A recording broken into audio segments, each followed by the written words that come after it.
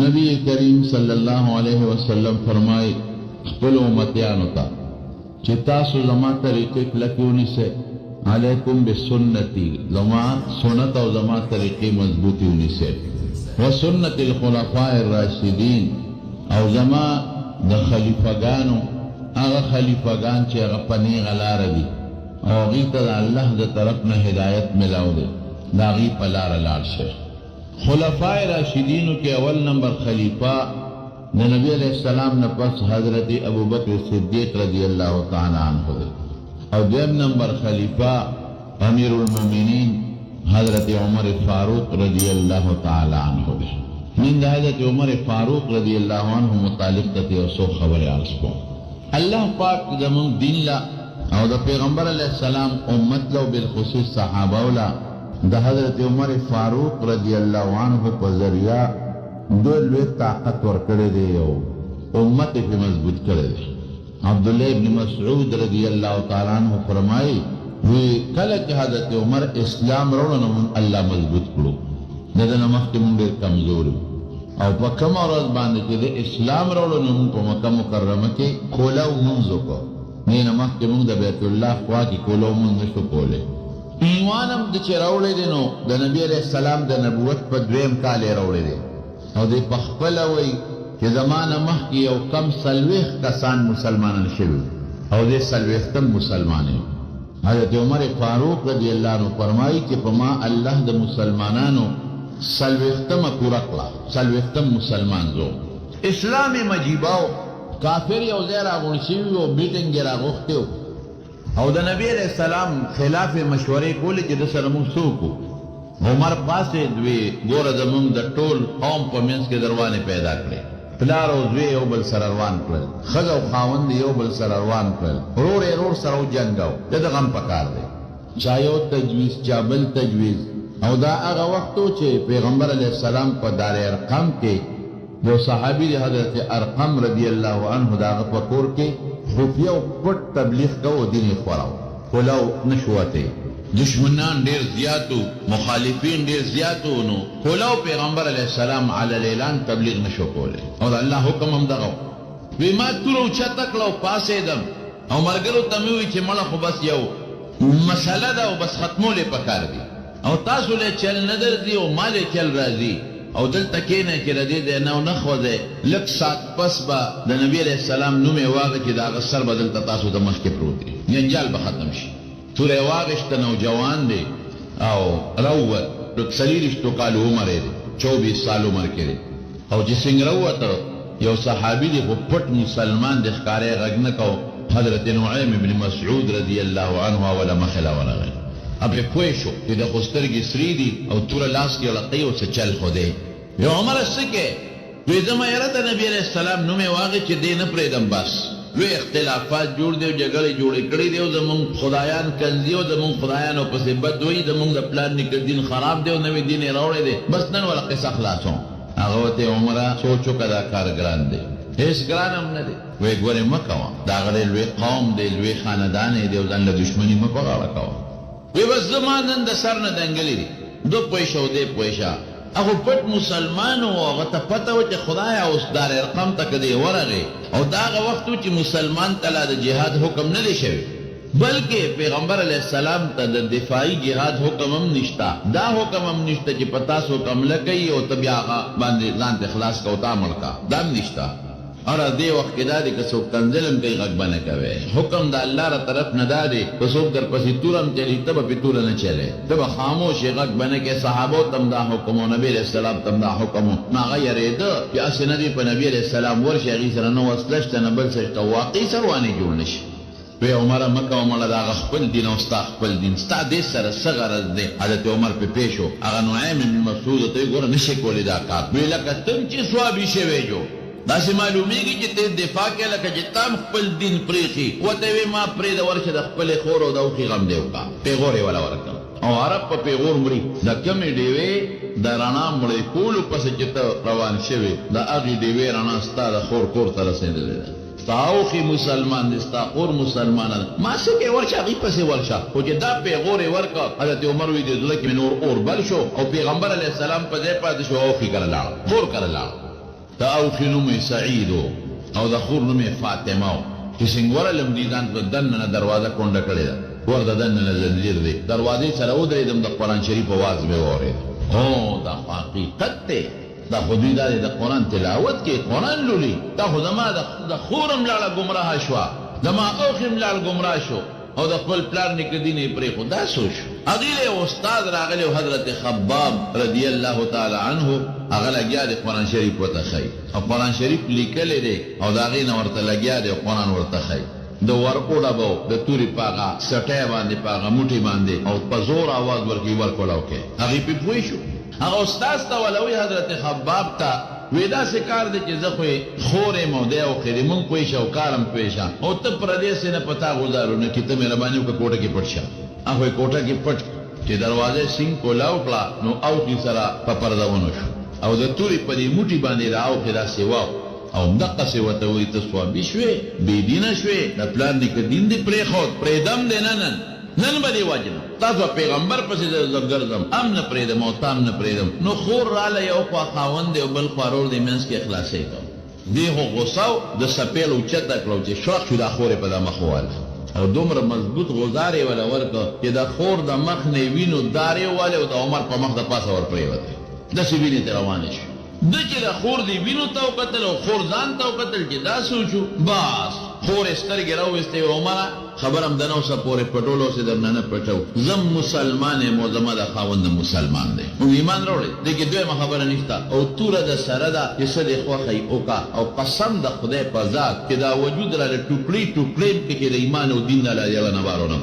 بس خبره خلاصه ده ته په کوم سوچ لګې ته بوتان عبادت کې د کاڼ عبادت کې موږ دا غزات عبادت کوو چې د ټولو کائناتو خالق او مالک دی موږ ډېر عمر په ګمراهۍ کې او په کفر او په شرک په تیارې کې تېر کړل الله موږ ته رڼا نصیب کړه موږ هغه پیغمبر قدر کوو د هغه موږ عزت کوو موږ ته رڼا وښوله موږ ته یې دین وښوو چې دا خبرې واورېدې او هغه خور خو هم د عمر خور وه او تم د خطاب زوی او زم د خطاب لور یم زما ستا یو وینه ده او که تا کې غیره شته ما کې ستا نه زیات غیرت زه اوس تکړه شم چې د خور د استغې خبرې غوسې خبرې واورېدې او د خور سترګو ته یې وکتل او د هغې په مخ دې وینو ته یې وکتل او بیا دا چې دا وینه خو په مام را پرېوته نو توره یې کېښوده وی ښه تاسو څه ما ته ووایه روڼه ما ته وښایه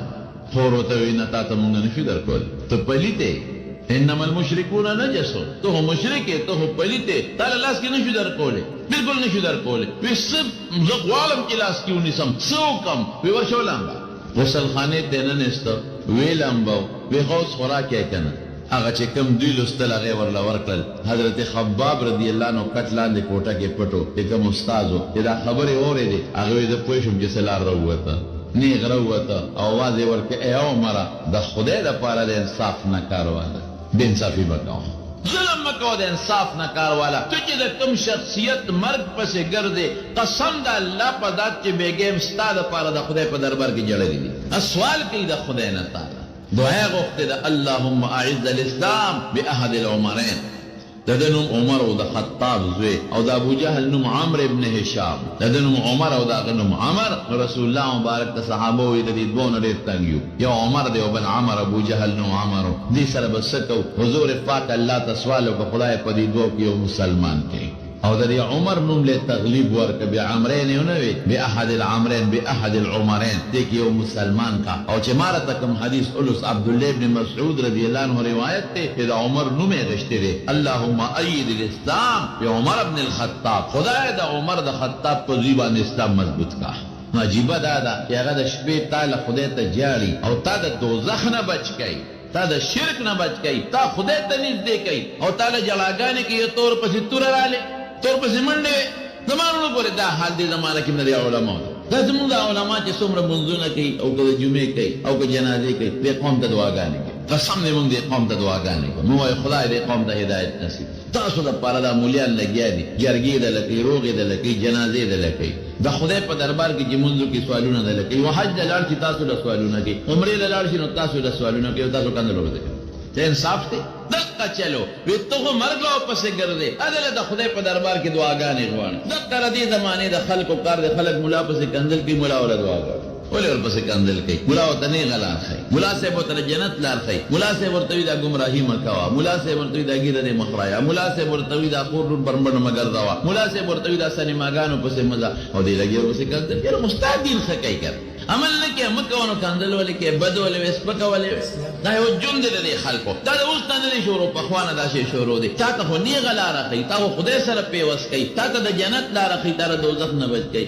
نو چې عمل نه کې نو کنځل ولې کې سپکه ولې وې او چې یو ملا سره ذاتي روانه ده نو د هغه پوجې دا نور ولې کنځي دا زموږ د خلکو بدقسمتي ده ګورې ازارمن نشئ خدای مزارمن کوه ما خدای ګورې په دې خفه کېږي څوک چې د دین خدمت کوي او هغه پس څوک خبرې کوي یا د هغه دشمني کوي نو خدای د هر څه ویني ګورې ړوند پړوند به دې کړي برباد به دې کړي نو او ورته وي حضرت خباب په یو عمره د انصاف نه کار واله ته چې د چا مرګ پسې منډې وې بېګا د خدای په دربار کې دله جړا کړې ده نور یې مړه نرم شو د سورت طه د رنبي آیتونه ورته ولوستل او بیا څه وایي عمر وایي تاسو خو ما بوځئ دله مې بوځئ بس یې خو پوه شو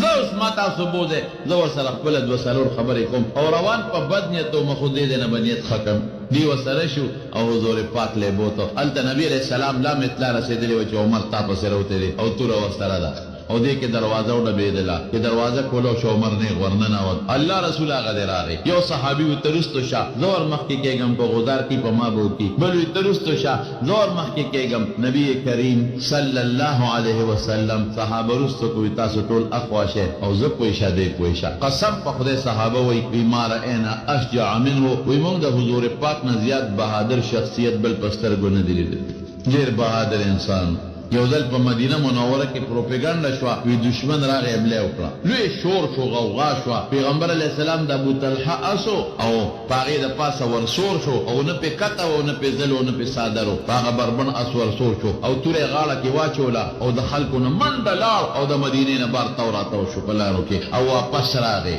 ما رأینا شیئا اسم نشته زه لم تراعو مه یریږئ دومره بهادر شخصیت صحابو دې دې خواشه زور زم که په ښه نیت راغلي هرکلی ورته ویم او که په بد نیت راغلي هم د ده په توره تې دا سټ وه په تش تور لار نبي علیه السلام ورمنډه کړې او عمر یې د دقه ګریوان نه کلکولي و او تپوس یې ورته وکړه وی عمره په څه نیت راغلي شه به وایه په څه نیت راغلي عمر ورته وی د الله رسوله د اسلام په نیت راغلي مسلمانېږم زه مسلمانېږم چې څومره په دې کور کې خلک وو د خوشحالۍ نه ټولو چغې کړې الله اکبر ټول خوشحاله شو الله ذوالجلال دربار کې نعره تکبیر ولګېده الله اکبر چغې شوې اوازونه شو حضرت عمر نه چا تپوس وکړو چې دغه وخت حال سو حضور پاک ته د ګریوان نه ونیولې حال دې سو وی قسم دی چې د رسول الله مبارک لاس مې ګریوان ته راورسېد وی د سر د ویښته نه تر د نوکه پورې مې د وجود نه خولې وبېدې دومره زور دی د نبی کریم صلی الله علیه وسلم خپو پورې یو شان نه خولې وبېدلې چې پیغمبر علیه السلام ته وی د اسلام په نیت راغلی نو نبی علیه السلام ول یو ناشنا دعا وغوښتله یو ډېره ناشنا اللهم اخرج ما فی قلبه من غل اللهم اخرج ما فی قلبه من غل وابدله ایمانا خدایا د ده په زړه کې چې اسلام سره کم حسد دی هغه ته وباسه الله د په زړه کې چې اسلام سره کم حسد دی خدای هغه ته وباسه او د هغې حسد په دی وله خدای په زړه کې ایمان ور واچوه د شپې نه هم دعا شوې ده دلته یې مله دعا وکړه د کلمې شهادت وې او فوراً حضرت جبریل راغی او ابن ماجه کې حدیث دی جبریل علیه السلام حضور پاک ته څه وایي یا رسول الله د الله رسوله استبشر اهل السماء باسلام عمر د اسمان فرشتې د عمر په اسلام نن یو بل له مبارکۍ ورکوي او پې خوشحاله دي دلته پې تاسو خوشحاله یې هلته پې د اسمان فرشتې خوشحاله الله ایمان ور نصیب کو څلوېښتم مسلمان او چې څنګه مسلمان شو رسول الله مبارک ته فرمایي عرض کوي الله رسول دا دین حق دی وی بالکل حق دی نو دلته ولې ناست یې بار ولې نوځې وی عمره ما ته د الله حکم لا نه دی شوی ما د هره خبره زه د الله په مشوره کوم او ما ته رب لا دا نه دی ویلې د الله حکم دا دی چې د بدل ته عبادت کوم وی که زه اوزم ما ته اجازت شته بالکل کته دی اجازت ته لاړه او د مکې هغه مشرکان خو اوس په تمه ناست دي چې عمر تللی دی او کارنامه به کوي د شیطانۍ ته خو خلک خوشحالېږي او د نبي علیه السلام مبارک عیاذا بالله سر به راوړي او د لار د بیت الله خوا کې ودرېدو او ځان سره نور مسلمانان هم بوتلل یوازې نه ځان سره ګڼ شمېر مسلمانان هم بوتل عبدالله ابن مسعود هم په هغې کې دی عبداللہ ابن مسعود رضی اللہ عنہ شپگم مسلمان دے، 15 کسان تے مخکی دی، 6 نمبر شپگم نمبر مسلمان. او هغه یو عجیب خبره کوي. عبداللہ ابن مسعود یوځل پیغمبر علیہ السلام په لاره تېرېده، ورسره ملګري، نو ما د عقبه ابن ابي معيط ګډې چیلې سرولې. نو ما ته وی چې هلکه دې ګډو چیلو کې دې پی وي نو موږ باندې پی وسکا. وی ما چې صاحب دا خو زمانه دي، دا خو د عقبه دي، زه د پردو ګډو چیلو نه خو تاسو له پی نشم لشلی. وی راته وی چې ښه پردی دي امونږ یو پردی دي. وی ښه داسې وکړه یو داسې چیلی پکې وګوره یا ګډه چې بلکل اوچی نه بلار به یو نه لنګی. نو ما ولې یو اوچه چیلی راوسته، نه پی پکې نو غولان دي، بلکل اوچه کلسه وه، نه لنګه شوې وه نه بلار به وه. امې وله راوسته. وی چې مې وله راوسته نو حضور پاک یې په غولانځ ګوتې ووالې، نو غولانځ یې د پیو نه ډکه شو. او بیا ته پی اولوشله، په مې مسکل، په خپله مسکل، په ملګري مسکل. وی ما ورته وی چې دا چل ما ته مو وښایه. هغه خو وایي داسې چل ول دی. نو عبدالله بن مسعود وایي مې چې دا چل ما ته مو وښایه، دا خو ډېر اسان چل دی، وچه چیلی به نیسمه او پی به تې وځي. وی حضور پاک وخندل. وی ما ته وی هلکه تا ته به خدای د اسلام ډېر چلونه وښایي، دا ته به خدای د اسلام ډېر چلونه وښایي. واقعي عبدالله بن مسعود خدای پاک مسلمان کړ، او خدای ورته د دین او د اسلام او د فقه دومره چلونه وکړل چې د حد نه وځي. ډېر څیزونه ورته خدای پاک وښودل. نو عبدالله بن مسعود وایي چې ځان سره یې مونږ هم بوتلو او د بیت الله په خوا کې ودرېد. او چې څنګه ودرېده نو اعلان یې وکړو. څه وایي؟ وایي که څوک مې پېژني خو ډېره ښه ده، او که څوک مې نه پېژني نو د عمر یم او د خطاب زوی یم. او ما کلمې شهادت اوس د پیغمبر علیه السلام په خوا کې ووایي. او که د چا لاس کې زوري را میدان ته رسي، روزه که د چا لاس کې زوري. او مونږ نه مخکې شو او یو دیم د بیت الله په خوا کې شریکه جمع وکړه. دا عبدالله ابن مسعود رضی الله تعالی عنه فرمایي چې کله فلما اسلم عمر نو قاتل قریشا وصلى عند الكعبه وصلينا معه. فلما اسلم عمر چې اسلام یې راوړو نو بیا موږ د مشرکانو سره نیغ شو، بیا ورته مخامخ شو. وصلى عند الكعبه، د کعبې په خوا کې مونځ وکړو. وصلينا معه، موږ هم ورته یو ځای مونځ کړی. دې وجې نه علما وایي ویده د فاروق لقب میلاو شو. فاروق معنا جدا کون کې، حق باطل یو بل نه جدا کون کې، حق ښکاره کون کې چې حق ښکاره شي باطل نه جدا شي. نو د بیت الله په خوا کې حق ښکاره کو، چغې وواله، اعلان یې وکړه. لقب بالفاروق، فاروق لقب میلاو شو. او څوک وایي نه دا د فاروق لقب به یو بله کارنامه کې میلاو دی. په مدینه شریفه کې یو منافق او یو یهودي د دواړو یو بل سره جګړه او په ځمکه، یهودي په حق او د منافق په ناجیز و. دواړه لاړل نبي علیه السلام ته. چې ورغلل حضور پاک د دواړو خبرې واورېدې نو فیصله د یهودي په حق کې وه. ته پته و چې یهودي په حق دی او دا بل خو ظاهر کې مسلمان دی، دا هم ځړنه کافر دی، منافق دی. یهودي له فیصله وکړه چې دوی د حضور پاک نه بار ووتل. منافق ورته وی یاره دا فیصله مې نه علي، استاد پیغمبر دې کوم بخته یاره وی بس پیغمبر دې خوړه مې نه علي. بیا ویده په عمر فیصله کو. د دې منافق دا خیالو چې عمر به زما د ظاهري مسلمانۍ ته وګوري نو ماله به فیصله وکړي. یهودي وی ډېره ښه ده ستاسو پیغمبر دې ظالمانو، تاسو یې نه منئ او دې منم. زجلو حضرت عمر فاروق رضی الله تعالی عنہ دروازې ولا راووت. ویسدي او منافق ورته وی صاحب زموږ د یهودي میانس کې یو جګړه ده او موږ له فیصله وکړه. وی خلیره خره یهودي په مخ کې شو. وی صاحب دا فیصله اوس نبی علیہ السلام وکړه خو دې نه مني او تعالی راوسته. وی ښه وی ډېره اسانه ده زه به وکړم. خیر دی که هغه نه مني زه به دله وکړم. کور ته لاړو تورې په برجه وواله او راووته. او راوتو سره چې شړق ورکړه د منافق نه سر بل طرف ته وغورځاو. او وی چې د حضور پاک د فیصلې نه پس ماله څوک فیصله راوړي دقه چل به ورسره کوم، زما دغه فیصله لګي، داسې فیصله به ورسره. سړی سر وغورځاو، هغه د منافق رشته دارانو منډه کړي نبي علیه السلام له. صاحب عمر زمونږ سړی وژلی، مفتو کې سړی ووژه. نبي علیه السلام عمر راوغوښته. ولې دې ووایو؟ وی صاحب ستا د فیصلې نه پسې ما له فیصله راوړه. وی نیکبخته غصه به دې ورته کړې وه، څه چلو شو، خبرې به دې ورته کړې وې، نصیحت به دې ورته کړی، پوه کړې به دې. نو تا سړي په توره مړ دې که الله رسول وی که دې نه پس هم ستا نه پس ما له څوک فیصله روم دغه چل به کوم، ما له دویمه نه راځي. نبی علیہ السلام پہ خاپاو دیکھے جبریل راغے او قرآن حکیم کی آیت روڑو فلا وربک لا یؤمنون حتى يحكموك فيما شجر بينهم ثم لا يجدوا في انفسهم حرجا مما قضيت ويسلموا تسليما. چې کوم سړی تا د فیصلې نه پس بل چا له فیصله وړي دا مسلمان نه دی. مسلمان باغی چې ستا په فیصله راضي دی ستا فیصلې نه پس بل نه دي. او ضمناً دا معلومه شوه چې عمر کم کار کړی دی ټیک یې کړی دی 100% ټیک کار یې کړی دی. دې وجې نه علما وایي د فاروق لقب ملاو شوی ورته الفارق بین الحق والباطل، الفارق والمميز للحق من الباطل، حق د باطل نه جدا ښکاره کړه چې حق دې ته ویل کېږي د چا پروا هم نه ساتم. بهر کیف حضرت عمر فاروق رضی اللہ عنہ مسلمان شو. نو عبداللہ نے مسعود وی ما زلنا عزا منذ اسلم عمر، چې کله نه اسلام د عمر مسلمان شو په مونږ بیا زور ور شو، بیا زمونږ نه کمزورتیا لاړه ختمه شو. بہادر انسان کلک مسلمان او کلک بہادر او نه یریدونکي او حق د پاره داسې و. نبی علیہ السلام ته دعا کړې وه وی خدای د عمر په ژبه آخر دمه پورې حق جاري وساتي. او یو ځای کې وفرمایل وی عمر داسې مثال دی وی د حق د لاسه د خلکو نه جدا ګرځي، د خلکو نه دی خوا. ولې رښتونې خبره کوي، حق خبره کوي او د الله او د رسول په مقابله کې د هیچا پروا نه ساتي. ډېر لوی مناقب دي سه. یو ځل حضور پاک مبارک وفرمایل وی ما یو خوب ولید، ما سره پی دی هغه مې وڅکل او چې کوم رانه زیاتي شو هغه مې عمر له ورکړل. ما اولته یا رسول الله تعبیر یې څه دی؟ علم. ماله چې کوم علم زیاتي شو هغه زیاتي علم مې چا له ورکړ؟ حضرت عمر له ورکړل. او په یو موقع فرمایي وی که ما نه پس بل پیغمبر وی او پیغمبري راتله ما باندې پیغمبرۍ دروازه بنده، ما نه پس به بل پیغمبر نه راځي. او که بالفرض زمانه پس بل پیغمبر راتللی به عمرو.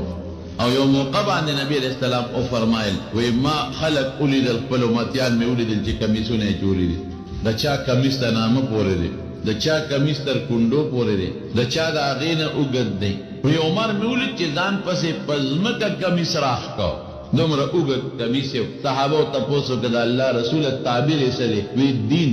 دین پہ دونه غالب دی، دا کمیس د دین په شکل کې دی. کمیس د ګرمۍ نه هم سړی بچ کوي، یخنۍ نه هم سړی بچ کوي. دارنګې دین انسان د دنیا او د آخرت د دواړو مصیبتونو نه بچ کوي. څنګه چې کمیس د انسان د ډول ذریعه ده، دین هم د انسان د ډول ذریعه. کمیس کې سړی ځان پټ ساتل غواړي. دین کې بام انسان ادخلوا فی السلم کافه، کوشش کوي چې اول نه اخره پورې پټ شم. نورې وجې هم شته خو تاسو له مې احسانې ووې. نو ګوره دین پکې د حضور پاک د وینا مطابق دومره دی چې کمیس د دین ورپسې براښکې شي. او یو ځل ورته نبی کریم صلی الله علیه وسلم وفرمایل وی عمره په جنت کې مې یو محل ولید، د سرو زرو محل، مکمل د سونې محل. او یو ښځه ورته مخکې ناسته وه، ډېره زیاته خوبصورت او ښایسته وه. نو ما تپوس وکړه چې دا محل د چا دی؟ وی ما وی چې دا جوړ زما دی. نبی علیہ السلام فرمایي ځکه ډېر عظیم الشان او ډېر ښایسته ښکلی محل و، مې دا به زما وي. نو چا راته وی چې نه دا تا په امت کې ستا یو امتي دی او دا د هغه محل دی. دا څوک دی زما امتي؟ وی دا د عمر فاروق محل دی. وی عمره وی زړه مې وتو شو چې دې محل ته دننه ورننوځم او ستا دا محل د دننه نه ووینم، خو ستا غیرت را مخکې شو نو بیا ور دننه نه شوم. عمر خو غیرتي و که نه؟ ستا د غیرت ته وجې نه یا سنت ته تاله پې غصه در نه شي چې زما محل ته بې زما د اجازت نه ولې ور دننه شوې، یا زه لا نیم داخل شوې او ته ور داخل شوې. داسې نورې وجې هم شته علماو لیکلي دي. ستا د غیرت د وجې نه ورنللم. نو عمر وجړل او د سترګو نه اوښکې وبهېدې. بخاري شریف کې راځي وبک اغار یا رسول الله، د خدای رسوله زه به په تا غیرت کوم. اوهو او چې ته ور دننه شوې نو څه خبر شوې. او ډېر لوی فضایل دي د حضرت عمر فاروق رضی الله عنه. ډېر د قرآن شریف آیتونه د ده د رأی مطابق الله نازل کړي دي. جلال الدین سیوطي رحمت الله علیه مستقل کتاب لیکلی، مستقل کتاب موافقات القرآن لعمر. کہ حضرت کلام مبارک چې کله د بیت الله طواف نو اوس چې څوک طواف د بیت الله وکړي نو مقام ابراهیم ورته وایي هغې سره یو 2 رکعاته لمونځ کوي، واجب الطواف ورته وایي. نو عمر نبی علیہ السلام ته ووایي الله رسوله د مقام ابراهیم سره یو 2 رکعاته نه کوو؟ حضور پاک ورته ما ته الله طرف نه حکم نشته، دا خو چې ما ته الله حکم وکړي د هغې پابندي کوم، حکم نشته. لږ ساعت پس حضرت جبریل علیہ السلام راغی او د قرآن شریف دا آیت نازل شو واتخذوا من مقام ابراهیم مصلا، چې طواف وکې نو مقام ابراهیم سره یو 2 رکعاته لمونځ ور راغله کې تیر شو. رب العالمین هغه آیت نازل. یو ځل یې حضور پاک ته کېناستو، غیرت خو ده کې ډېر زیات و. د الله رسول وی دي بیبیانو ته وایي چې دې پرده کوي. هغه زمانه داسې وه چې د ښځو د عامه پرده نه وه، بار به زنانه ټیک نور وجود به پټو خېټه ملا پیدا به پټو ولکه څنګه چې دا سړی بار ګرځي دارنګې به ښځې بار ګرځېدلې او د سماتی لبم بار تلې پټو ته خاص دی او د سړو سره ګډ بنو یو خاص دی او د ښځو هلته به سړي نه تلل نو هلته به دا ښځې او د سماتی لم تلې سودا پسې به م تلې لکه اوس چې زمونږ په دې وطن کې دا بوډیګانې زنانه سینګرې دقسې به مې ښځې ګرځېدې سړو سره به خبرې م کولې نو وې د الله رسوله دا مې نه ده خوښه عمره وی ولې په ما هغه پابندي لګې چې کومه خدای نه ده لګولې خدای یو شی نه دی منع کړی نو ته ولې کړی بس دې غلې لږ ساعت پس جبريل علیہ السلام په قرآن شریف کې آیتونه راوړل وقرن فی بیوتکن ولا تبرجن تبرج الجاهلیة الاولى چې دې ښځو ته ووایه چې باس اوس د سړو په شان به په لارو کوڅو غم خادو دکاندارو کې یو شان نه ګرځي کور دې کښېني بس د دله کې راله خدای پاک د پردې ایت نازل کړ یو بلم داسې واقع پیښه شوې ده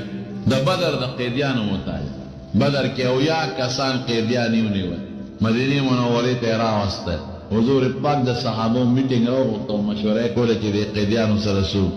د حضرت ابوبکر صدیق رضی الله عنه دا رایه وه چې د دې نه به فدیې والو جرمانې او خوشې به او دا غره په دې بنیاد ښه وه چې یو خو به په دې پیسو مونږ ځان له د جنګ سامان ویل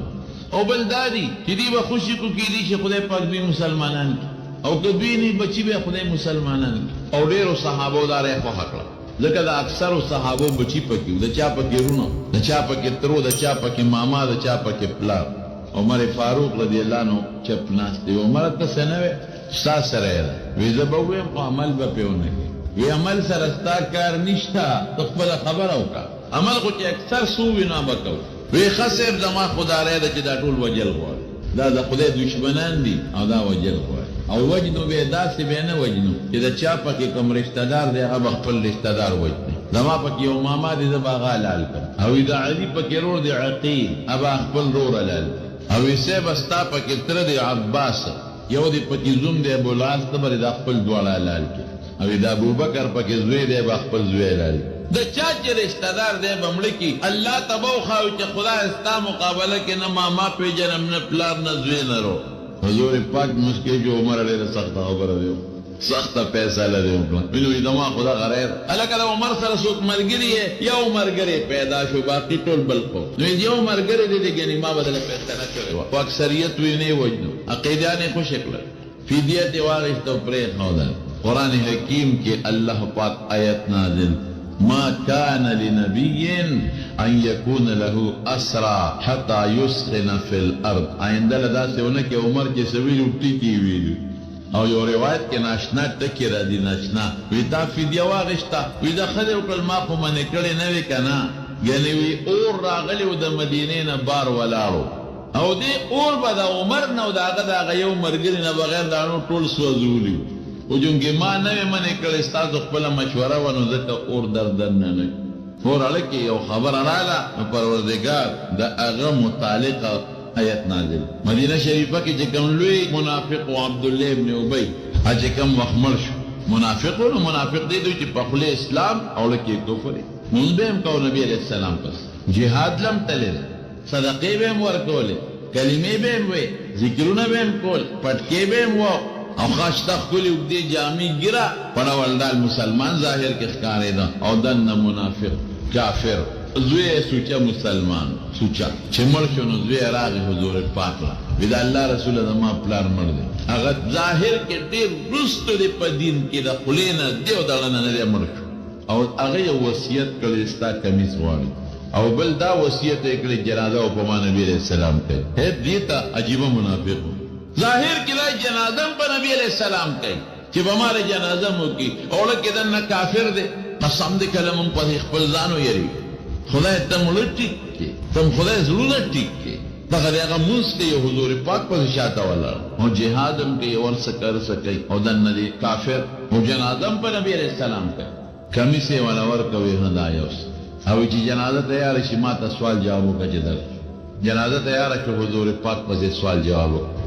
نبی علیہ السلام سره صحابه لاړل عمر هم ورسره الله رسول منافق دی دا کمیس ولې وکړو منافق دی وی عمر زما تره عباس چې کله په بدر کې قیدي شو دا هغه کمیس نو ده ولا کمیس ورکړی ځکه هغه د په قد برابر دا مې د هغې بدل خلاص کړ او زما کمیس ورته هېڅ فایده نشي رسولی دی کافر دی زما کمیس فایده نشي رسولی خو د عباس د کمیس بدل مې خلاص او چې جنازې ته څنګه ور مخکې شو که نه عمر راغی دی سینې ته مخامخ حضور پاک ته ورېده وایي دا په چا جنازه کې دا ګوره ډېر ګران کار دی یو سړی چې مړ شي که خراب سړی وي نو د هغه د هغه مرګ وخت کې بچي خو یې غمجنې کنه او قوم یې غمجنې او چې ته د هغې په مخ کې ورپسې خبرې کوې والله قوم به دې مړ کړي ولا چې دروغ تازه غم دی زړه باندې اور لګېدلی دی سړی مړ شو ته وایې خراب دی او خراب دی ده ته وایې او خراب سړي د هغه بچو په مخ کې چې دا خراب سړی چې بېغمه دی ټول قوم ولاړ دی بچي ولاړ دی او دې نیغ راغی د حضور پاک سینې ته ودرېده وایي دا په چا جنازه کې په منافق کې القائل یوم کذا کذا و کذا فلانکیر ودی دا خبره نه وکړ فلانکیر ودی دا نو ویلې دې نه دی ویلې دې دا هغه چې څومره خباثتونه یو یو یې ورته وشمېرل دومره بهادر سړی پلار یې تازه مړ دی بچي ولاړ دی قوم ولاړ دی او خیان ولاړ دي رشته داران ولاړ دي هغوی مخکې بهادر لګیا دی ته په ده جنازه کې دا منافق دا فلان کې حضور پاک ورته اخر عني یا عمر رسته شه عمره ما پرېږده وینه د الله رسوله مکو په دې ظالم جنازه او ته خدای نه منې کړی چې مکو په جنازه وینه خدای نه منې کړی خو الله ما ته ویلي دي ان تستغفر لهم او لا تستغفر لهم ان تستغفر لهم 70 مرة فلن که ولا او یا ظلم بخنه غواړې نه بخه الله دا ما ته ویلي او عمره که ما ته پته ولګېده چې دا او یو کرتو نه په زیات خدای بخي د او یو نه زیات ولوي هغه ارسه نبی علیہ السلام ير کړل کې دې ظالم په عائشې صدیقې سونه الزام لګول خدای بخي کنه او په آخرت کې زما یو امتی زیاتېږي دا یو نه زیات ولوي وی نه ما وایه مه کوه وی ته لرې شه عمر جنازه په حضور پاک وکړه چې جنازه څنګه وشوه نو جبریل علیه السلام راغی او دا آیت نازل کړ الله پاک لا تصلي على احد منهم مات ابدا ولا تقم على قبره نن پس بد منافق جنازم نه کې په قبر به نه درېږي مخکې الله نه منې کو دا الله پکې حکمت ولې حضور پاک یو ټکي د خولې مبارک نه وته وی انی اريد ان يسلم عليهم من قومه وی زما دا خوښه ده دا جنازه کوم عمره چې خدای پاک د زرګونه قوم مسلمانان کی او مقتص شوا دا هغه جنازې په برکت دا هغه د قوم چې څومره کافران او منافقان او خدای پاک مسلمانان کړ او عمر وی مګو الله رست حکم نازل کړی دی لفظ باندې کې دا یو څلور مثال د تما ذکر کړ نور دلته ډیر زیات مثالونه دي لګنه یو ځل حضور پاک بیبیانو سره ناستو په کور کې دنو بیبیانو چې سیدونه میدونه وختل کور کې आवाजونه اوچت ولې کې عمر راغی نو بیبیانو خپل کوټو ته منډه کړې دی به پې نه شو نبی علیہ السلام مسکې شو دی ورته وی الله دې ټول عمر وخندوه د الله رسوله ولې خاندې خدای دې ټول عمر وخندوه ولې خاندې وی عمره وی دا ټولې راغونډې شوي ما نه سیدونه غوښتل خو چې ته ولیدې نو خپلو کوټو ته یې منډې کړې نو په دې راله خندا راله نو عمر ټول بیبیانو ته مخ اوچت کړ ای د ځانونو دشمنانو ما نه یریږې او د حضور پاک نه نه یریږې ما نه یریږې هغه نه نه یریږې هغې ورته وي او تا نه ځکه یریږو چې زړه دې م سخت دی او ژبه دې م سخته ده او د حضور پاک لم نرم دی او ژبه یې م نرمه ده تا نه ځکه یریږو یو ځل نبی علیہ السلام مبارک د دروازې نه بار د اختر ورځ وه او ماشومان راغونډو او یو وینځه وه توره وینځه وه هغه ورته ګډېده په لاره کې او ماشومان لګیا ورته تمبل وه د اختر ورځ و وینځې خو داسې لکه سړو کوله وګرځېدې توره وینځه راورته ګډېږي او ماشومان ورته تمبل وی دې کې پې عمر راغی چې عمر راغی بس هغه وینځه مو تښتېدل او ماشومان هم غروالی پیغمبر علیہ السلام او فرمایل وی ماشومان چې منډې وی که نه منډې نو وی شیطانان راته ښکاري چې هغوی ورسره په منډو دي د عمر نه ماشومان هم وتښتل او شیطانان هم په لارو کوزو کې دې منډې وی او بیا عمر ته عمره وی چې ته په کومه لاره ځې شیطان د سره یو تا د په هغه لار د سره نه ځي چې ته په کومه ځې شیطان په هغې نه ځي په بله لاره ځي او شیطانان د نه تښتي د څومره لویه خبره دا د حضور پاک دویم ملګری دی او دویم خلیفه دی حضرت عمر فاروق رضی الله او په خپله اخري زمانه کې چې د کمې کارنامې کړي دوه سپر طاقت و یو ته به فارس وی بل ته روم وی لکه امریکا وروسته او د دواړه فتح کړل فارس هم فتح ختم ریز بریز او روم هم فتح کړ د کسرا ماڼۍ هم فتح شوه او د هرقل د روم ماڼۍ هم فتح شوه او د هرقل د روم او د فارس د بادشاهانو په سیزونو په مدینه کې ماشومانو لوبې کولې او ناس مدینه کې دی او هدایت ورکوي شام ته یو صحابي لېږلی و ساریه شام ته مدینه کې ناستو هغه आवाज ورکی شام څومره لري دی میاشتو مزل دی یا ساریتو اے ساریا جو غر نوستی او یری ګور دې نه روان دی غله هدایت ورکړي خلق وی چې د عمر باندې چلوش ناس په مدینه کې د ساریه ته چغه وي او شام کې چې ساریه سمود پس راغی د جرنیل او د فوج د مسلمانانو یروي په پلان کې ورځ عمر یو چغه والی و او بالکل به مونږ په یو دشمن روانو او شاته مو سوچنو او دشمن د غر نه په مونږ را روانو ویناګنه د عمر आवाज مې اورید بما والله انه لتا قسم په خدای د عمر आवाज دی چې شاته مې وکتل د غر شاته غر باندې دشمن راته هغه ته متوجي شو هغه لم شکست ورکړ او عمر आवाज نه ورکړي د مخ شانه و دشمن ګیر کړ ناس مدینه کې دی او د شام د لخر نگرانی د مدینه نه کوي الله پاک دومره لوی شان ورکړي دومره لوی کرامت خدای ورکړي او دومره لوی عزت خدای پاک ورکړي تن خیر یې زیاته کم نو حضرت حفصه رضی الله تعالی عنها د لور د ام المؤمنین د مسلمانانو مور نو هغه ته چوي چې زمون خو نه مني خو ته ورته وایا چې ځان د بیت المال نه تنخواه زیاتې نو حفصه ولنا لا خو د مسلمانانو مور او د لور ای بابا یو خبره ده کوم وای بچي په تنخواه دې زیاته کم او ته مهرباني وکړه تنخواه ځان له زیاته کړه بسترګې سره شوې ای بچي دا چا ویلي نه وي ته پرې نه وي دا تا خپل خبره نه ده کړې تا دا ته چا ویلي دي اصلي را تو خاجه زو سره پوي شپ په بچي بیتا حضور پاک سره جون تیر کړی دی وی جامې څنګه وا وی ټوټه وته لګېدلې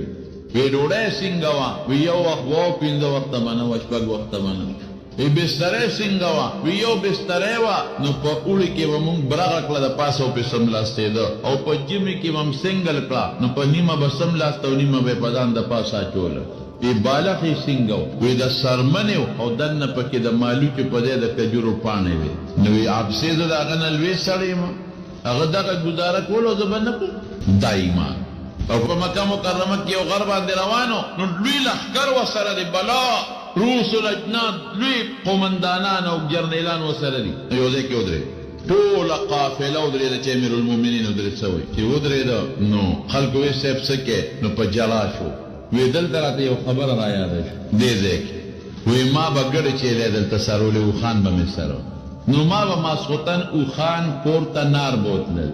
نو ما زما پلارو خطاب ابراته غوساو او ما ته وی عمره تنه بس جوړیږي داله د او خانو د سرولو چلم نه درځي ته د ګړو د چلو په سرندم نه پويږي د اوخ د سرولو په چلم نه پويږي تنه بس جوړیږي نیک بختا ته بس شي جوړیږي تا چل خود د او خان خو سره وا د خلکو خانو ګړ چلې ما خام مړه راځي تن نار بوجو ناری راوي وی عمره وی جړل وی هغه شی وی ته هغه شی وی چې د خانو او د ګړو چلو په سرندم نه پويږي عمر طالب پلار پیغور در کو چې د خانو د سرولو په چل نه پويږي لیکن عمر نن امیر المؤمنین نن د مسلمانانو مشر او بادشاہ عمر راستا کمال نه دی پتا چاو خانم نصرول دا د اسلام او د رسول الله مبارک برکت دی نه دا غي برکت راستا کمال نه ما باندې چا سکو او کم نظام چې قائم دا د پولیس نظام د قائم کړي د پولیس نظام او جهادونه بکیده او باقاعده فوجي تربیت او فوجي چونه او د فوج د پر مرکزونو ټکانه دا د عمر فاروق رضی الله عنه کارنامه